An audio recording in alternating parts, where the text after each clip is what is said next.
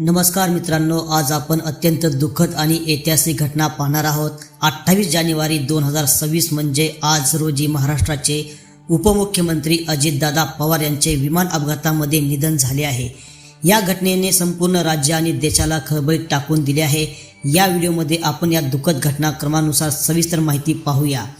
आज सकाळी महाराष्ट्राच्या बारामती येथे एक सरकारी विमानाने लँडिंग करत असताना विमानामध्ये थोडीशी चूक झाली आणि विमान वरून खाली आपटले। विमानामध्ये उपमुख्यमंत्री अजितदादा पवार आणि इतर प्रवासी होते।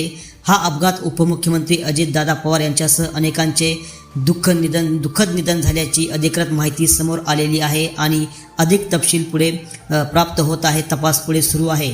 बारामती हे पुणे जिल्ह्यातील शहर असून ते पवार यांच्या राजकीय आणि सामाजिक सहकार्याचे महत्त्वाचे केंद्र मानले जाते।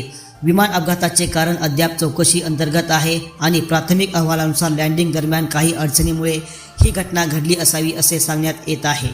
या अपघातात केवळ पवार यांच्याच नव्हे तर विमानामध्ये असलेल्या इतर प्रवाशांचाही जीवाचा धोका निर्माण झाला आहे। काही रिपोर्टनुसार 5 लोकांचा मृत्यू झाल्याचे सांगितले जात आहे आणि आणखी काही जखमी झाले आहेत।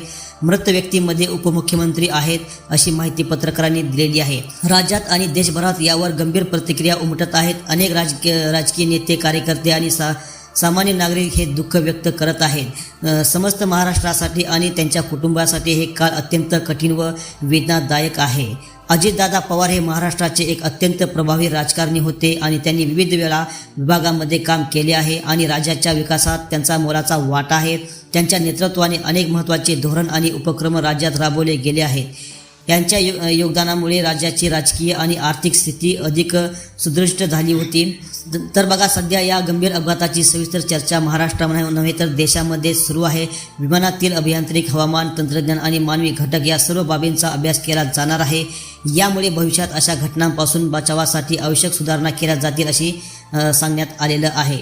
तर ही घटना समजतात संपूर्ण महाराष्ट्र आणि भारतभर दुःख व्यक्त केले जात आहे। आपण यांच्या आत्म्यास, अजितदादा पवार आणि त्यांच्यासोबत जे मयत झाले आहे त्यांच्या आत्म्यास चिरशांती लाभो अशी प्रार्थना आपण करूया आणि प्रत्येकाने या व्हिडिओमध्ये अजितदादा पवार आणि त्यांच्यासोबत जे मयत झाले त्यांच्यासाठी भावपूर्ण श्रद्धांजली आपण कमेंटमध्ये द्यायची आहे।